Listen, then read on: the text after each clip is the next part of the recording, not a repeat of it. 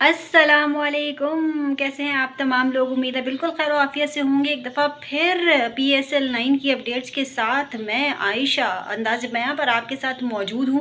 कल बड़े ज़बरदस्त 2 मैचेस खेले गए और आज मैं मैचेस की स्कोर्स के हवाले से या मैचेस की हार जीत के हवाले से बात नहीं करूंगी, बल्कि कुछ ऐसी चीज़ों के हवाले से बात करूंगी जो कि मैंने फ़ील की हैं और कुछ चीज़ें ऐसी हैं जो कि मुस्तक़बिल में जाके हमारी जो क्रिकेट टीम है उसके लिए फ़ायदेमंद साबित हो सकती है। और कुछ चीज़ें ऐसी हैं जिन पर काम करने की बहुत ज़्यादा ज़रूरत हमें महसूस हुई है। पहला मैच जो हुआ वो हुआ क्वेटा ग्लैडिएटर्स और पेशावर ज़ल्मी के दरमियान। सऊद शकील नो डाउट बहुत बहुत बहुत एक्स्ट्रा ऑर्डिनरी परफॉर्मेंस रही सऊद शकील की।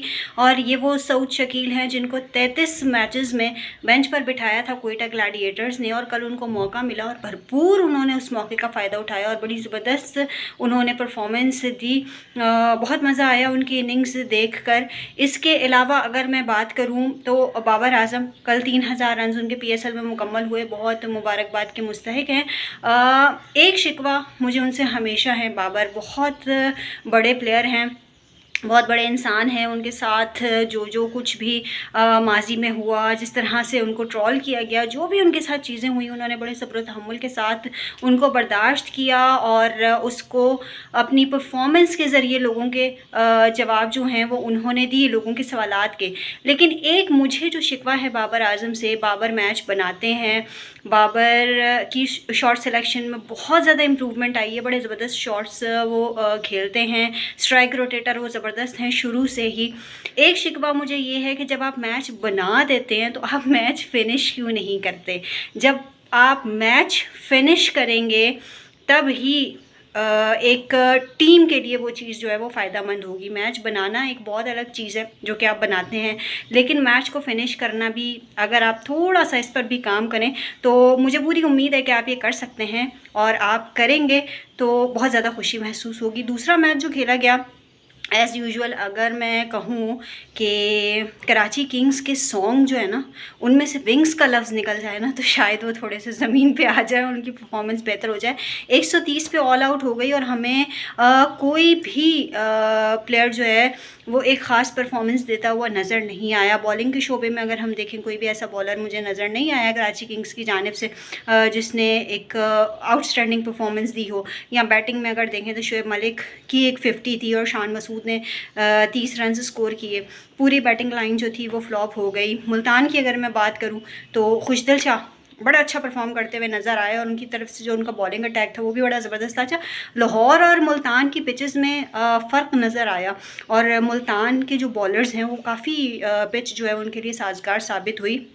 एक सवाल मैं यहाँ पर ये करना चाहूँगी कि पाकिस्तान का जो स्पिन अटैक था वो हमारी बॉलिंग की जान हुआ करता था, लेकिन पिछले कुछ सालों में मुझे स्पिनर्स बहुत कम तादाद में नज़र आए। कल उसामा मीर ने बड़ी अच्छी बॉलिंग की, टीम में आके उनको पता नहीं क्या हो जाता है। अबरार ने बेहतर बॉलिंग की, लेकिन स्पिनर्स कहाँ हैं। हमारे पास फास्ट बॉलर्स काफ़ी हद तक, काफ़ी ज़्यादा तादाद में मौजूद हैं और बहुत ज़्यादा फास्ट बॉलर्स हमारे पास मौजूद हैं, लेकिन स्पिनर्स को आगे लाने के हवाले से काम क्यों नहीं किया जा रहा। तो मैं यहाँ पर लाहौर कलंदर्स की तरफ मेरी नज़रें हैं।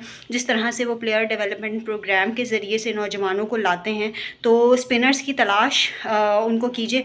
आकिब जावेद साहब से मेरी गुजारिश है कि स्पिनर्स को भी तलाश कीजिए ताकि हमारे पास स्पिनर्स भी मौजूद हों। और जिस तरह से हम बाहर के ममालिक में जाकर सीरीज़ खेलते हैं, हमें काफ़ी सारी मुश्किलात का सामना करना पड़ता है, तो स्पिनर्स जो हैं वो काफ़ी मददगार साबित होंगे हमारे लिए। PSL जो है वो एक इवेंट तो है ही है हमारे लिए, हम सब बड़े खुश होते हैं उसको देख के, लेकिन इस PSL से हमें अपनी मुस्तक़बिल की टीम को भी बनाना होता है। तो हर अगर डिपार्टमेंट के लिए हम जो हमारे एक तरह से मैं ये कहूँगी कि हमारा फ्यूचर जो है, इन फ्यूचर जो हमारे प्लेयर्स हैं उनको तलाश करें। फास्ट बॉलर्स बहुत हो गए हमारे पास, ओपनर्स बहुत हो गए, और मैं ये बात देख रही हूँ कि हर बंदा जो है वो ओपनिंग पे आ रहा है और वो ओपनिंग कर रहा है, तो हमारा मिडिल ऑर्डर किधर से आएगा।